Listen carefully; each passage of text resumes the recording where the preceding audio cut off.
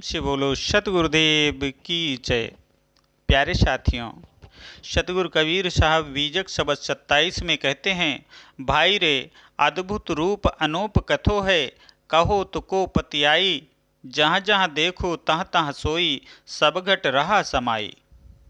साहब कहते हैं कि अय भाई, परम तत्व के स्वरूप का, आत्म तत्व के स्वरूप का संत महापुरुषों ने बड़े ही अद्भुत रूप से कथन किया है। अद्भुत उसे कहते हैं जो आश्चर्यजनक लगे, और अनूप कहते हैं विलक्षण को। जो पहली बार देखा जाता है वह अद्भुत लगता है। अगर कोई चीज़ पहली बार देखी गई है और ज़्यादा महत्वपूर्ण है तो वह चीज़ अद्भुत लगती है। जैसे आपने अगर हवाई जहाज़ में कभी सफ़र नहीं किया है और पहली बार सफ़र करते हैं तो आपको अद्भुत लगता है। अगर आपने ट्रेन में कभी सफ़र नहीं किया और यदि आप पहली बार ट्रेन में सफ़र करते हैं तो यह अद्भुत लगता है। जो आदमी अपने आत्म स्वरूप को पहली बार समझता है तो उसको वह बड़ा अद्भुत लगता है। भगवान कृष्ण गीता में कहते हैं, कोई उसको अर्थात आत्म तत्व को आश्चर्य के समान देखता है, आश्चर्य के समान सुनता है, आश्चर्य के समान कहता है। यह जो आत्म अस्तित्व है, निज स्वरूप का बोध है, आश्चर्यवत है। यह सबको देखता है लेकिन अपने को नहीं देखता है। साहब कहते हैं, अपने को देखने की बात बड़ी अद्भुत है, परंतु अपने को देखना ही सच्चा देखना है। अपने को पहचान लेना ही अपने को देखना है। साहब कहते हैं कि ज्ञानियों ने जीव का स्वरूप, आत्मा का स्वरूप, निज स्वरूप का बड़े अद्भुत रूप से कथन किया है। गीता में कहा गया है, इस जीव को, इस आत्मा को शस्त्र काट नहीं सकते, आग जला नहीं सकती, पानी गीला नहीं कर सकता और वायु सुखा नहीं सकती। पानी इसे गीला नहीं कर पाता है, पानी एक तत्व है। आग इसको जला नहीं सकती है, आग एक तत्व है। वायु इसको सुखा नहीं पाती है, वायु भी एक तत्व है। और चौथा तत्व है पृथ्वी। पृथ्वी का ही शस्त्र होता है। जितने अस्त्र शस्त्र होते हैं वे सब पृथ्वी तत्व से बनते हैं। जैसे बंदूक, तलवार इत्यादि शस्त्र स्थूल होते हैं। ये शस्त्र आत्म तत्व को काट नहीं सकते। यहाँ शस्त्र कहकर मानो पृथ्वी का भाव लिया गया है। पांचवा आकाश कहा जाता है जो निराकार है, इसलिए आकाश को नहीं लिया गया है। इस प्रकार आग, मिट्टी, हवा, पानी, कुछ भी जिसका नुकसान नहीं कर सकता है वही है आत्म तत्व। और यह अविनाशी है, इसका कभी नाश नहीं होता है। साहब कहते हैं कि यह आश्चर्य का विषय है कि आदमी स्वयं रहता है, यानी स्वयं आत्मा हर समय है, लेकिन स्वयं को आदमी देख नहीं पाता। कितने लोग समझने की बड़ी चेष्टा करते हैं लेकिन स्वयं के विषय में भ्रम रह जाता है। यह स्वभाव है कि जो वस्तु दूर की है, अपने से हटकर है, वह समझने में सरल है और निकट की वस्तु समझने में कठिन होती है। जैसे आँख में लगे काजल को हम देख नहीं पाते हैं, किंतु आँख से दूर दूर की चीज़ों को देख लेते हैं। चांद सितारों को हम देख लेते हैं जो करोड़ों किलोमीटर दूर हैं। तो यह आश्चर्य हुआ कि नहीं। कबीर साहब ने संबोधन किया है संतों, पंडितों, अवधू, भाई और योगियों को, यानी मानव के रूप में जितने लोग हैं वे प्रायः उन्हीं को संबोधित करते हैं। वे राम भी कहते हैं, जैसे रमैया राम।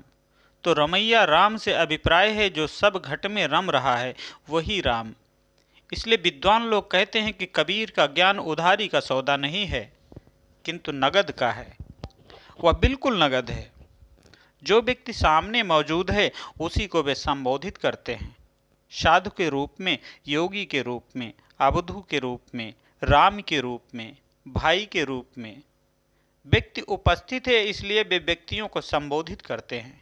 भाई रे अद्भुत रूप अनूप कथो है, आत्म तत्व के विषय में बड़ा विलक्षण कथन किया है। कहूँ तो को पतियाई, मैं अगर कहूँ तो कौन विश्वास करता है। जहाँ जहाँ देखो तहाँ तहाँ सोई, सब घट रहा समाई। जहाँ जहाँ देखता हूँ वहाँ वहाँ वही है। लेकिन साहब उसमें एक बड़ी कसौटी की बात करते हैं कि सब घट रहा समाई, वह सब घट में समाया है, इसलिए वे घटवासी पर बहुत जोर देते हैं। आत्म तत्व को कण कण में देखने की अपेक्षा साहेब घट घट में देखते हैं, क्योंकि घट घट में मानना ही व्यवहारिक है। सभी घटों में अनुभविता विद्यमान है, इसलिए साहब कहते हैं जहाँ जहाँ देखो तहाँ तहाँ सोई सब घट रहा समाई। मैं जहाँ जहाँ देखता हूँ वहीं वहीं राम तत्व है, लेकिन फिर वे उसके आगे एक रेखा खींच देते हैं, घट घट सब घट रहा समाई। सब घटों में वही समा रहा है, सभी घटों में राम तत्व आत्म तत्व है। लक्ष्य बिन सुख दरिद्र बिन दुख, नींद बिना सुख सोबे। साहब कहते हैं कि लाख करोड़ रुपए के बिना भी वह सुखी होता है जो अपनी आत्मा को पहचानता है, अपने स्वरूप को पहचानता है, जो अपने राम रूप को पहचानकर उसमें रमता है, वह लक्ष्य के बिना भी सुखी होता है। लाख करोड़ रुपए उसके पास ना हो तो भी वह सुखी होता है। यहाँ लक्ष्य नाम लाख और लाख की संख्या का लाक्षणिक अर्थ है। धन दौलत, जिसने अपने आत्मा को पहचाना, जिसने अपने राम रूप को पहचाना, वह बिना धन के भी सुखी होता है। धन का मतलब है बहुत रुपए पैसे का होना। रोटी कपड़े तो जरूरी हैं, परंतु उनको लोग बहुत धन नहीं कहा करते हैं। अगर कोई कहता है वह धनी है तो इसका मतलब है कि उसके पास अतिरिक्त माल जमा है। जो कमाता खाता है उसको कोई धनी नहीं कहता है, बल्कि जो अतिरिक्त माल जमा रखता है उसी को लोग धनी कहते हैं। अतएव साहब कहते हैं कि जो आत्मज्ञानी है उसके पास अतिरिक्त माल नहीं है, तब भी वह धनी है, तो भी वह सुखी रहता है। लक्ष्य बिन सुख, संपत्ति के बिना सुख, यह आध्यात्मिक ज्ञान का फल है। प्रेमी साथियों, हमारे मन में ललक होती है कि संपत्ति हो तो हम सुखी होंगे, लेकिन संपत्ति वालों से पूछो तो वे बताएंगे कि संपत्ति में सुख नहीं है। संपत्ति में एक खुजलाहट है, संपत्ति में एक आकर्षण है, यह निश्चित है, फिर भी संपत्ति में सुख नहीं है। संपत्ति तो उतनी ही है जो आपके जीवन गुजर के लिए आवश्यक है। जीवन के गुजर बसर के अलावा जो संपत्ति है वह क्या है? कूड़ा कबाड़ है। ज्ञानी पुरुष संपत्ति के बिना सुखी होता है। दरिद्र बिन दुख, जिसको आत्मज्ञान नहीं है वह दरिद्रता के बिना भी दुखी होता है। दरिद्रता के बिना दुखी होना क्या है? दरिद्रता क्या है? दिन भर मेहनत करने के बाद भी यदि पेट ना भरे तो वह दरिद्रता। ठंडी लग रही है, गर्मी लग रही है, लेकिन तन ढकने के लिए आवश्यक कपड़े नहीं हैं तो दरिद्रता है। साहब कहते हैं अगर किसी को खाने पहनने को नहीं मिलता है और दुखी है तो लगता है कि उसका दुखी होना सच है और उसका दुख साधार है, लेकिन पेट भर खाता है, तन भर कपड़े पहनता है और नीची छानी के नीचे रहता है तथा व्याधि बीमारी हो जाने पर दवाई के लिए उसको पैसे मिलते हैं, फिर भी अगर दुखी है तो यह आश्चर्य है। क्यों अदुखी है? क्योंकि पहचानता नहीं है अपने स्वरूप को। आपका स्वरूप दिव्य है, मंगलमय है, परम कल्याणमय है। जो आप हैं स्वयं कृतार्थ रूप हैं, सुख स्वरूप हैं, लेकिन अपने को हम नहीं पहचानते हैं। हम अपने को देह मानकर, स्त्री मानकर, पुरुष मानकर अनेक भावनाओं में दुखी होते रहते हैं, क्षुब्ध होते रहते हैं। मिट्टी का यह ढांचा आपका स्वरूप नहीं है, बल्कि आपका स्वरूप राम है। राम रूप में परम पुनीता, यही जीव का स्वरूप है, शुद्ध चैतन्य है, परम पुनीत है। आपको राम पाना नहीं है, बल्कि आपका स्वरूप ही राम है। राम स्वरूप तुम्हारा स्वरूप ही राम रूप है। और राम में दुख कहाँ? शुद्ध चैतन्य में जो स्थित होता है उसको दुख कहाँ है? अगर तुम अपने स्वरूप को पहचान लो तो तुम्हें दुख नहीं है। दुख तो इसलिए है कि तुम अपने स्वरूप को नहीं पहचानते हो। एक लड़की है, उसकी शादी होती है, वह ससुराल जाती है, रोती है।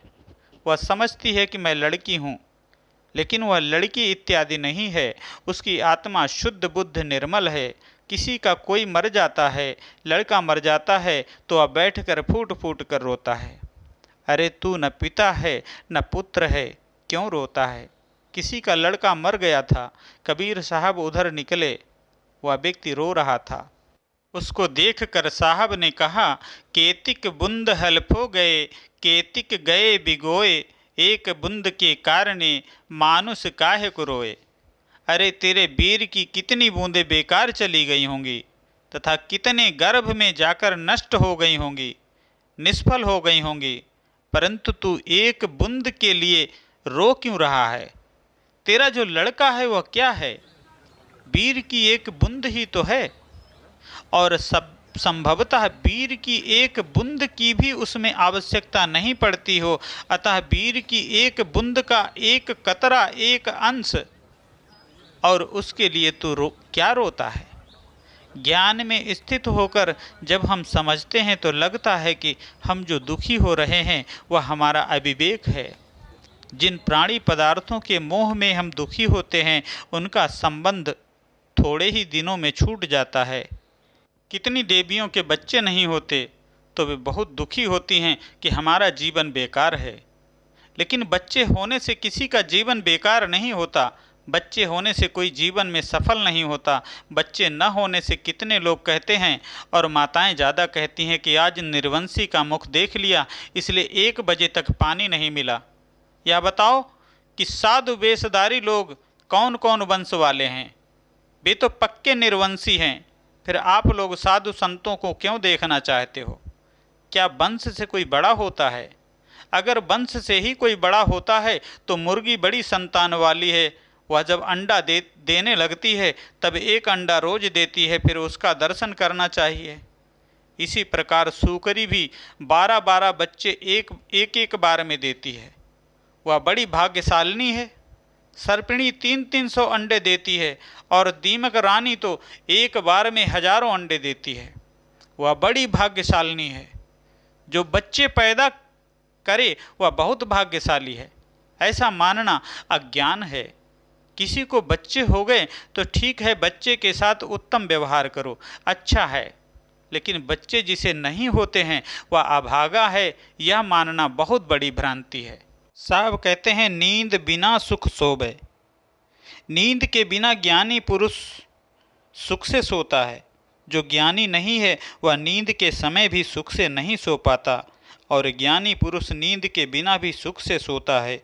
करोड़पति आदमी है, नींद का समय है लेकिन उसकी नींद नहीं आती, क्योंकि वह बेचैन है।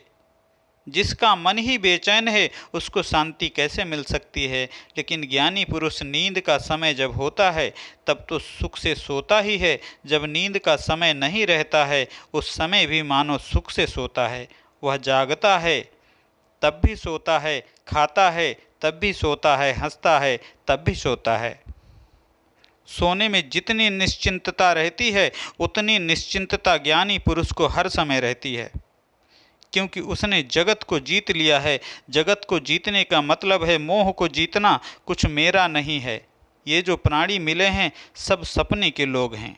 सपने सोया मानवा, खोल जो देखे नयन, जीव परा बहुलूट में ना कछु लेनन देन।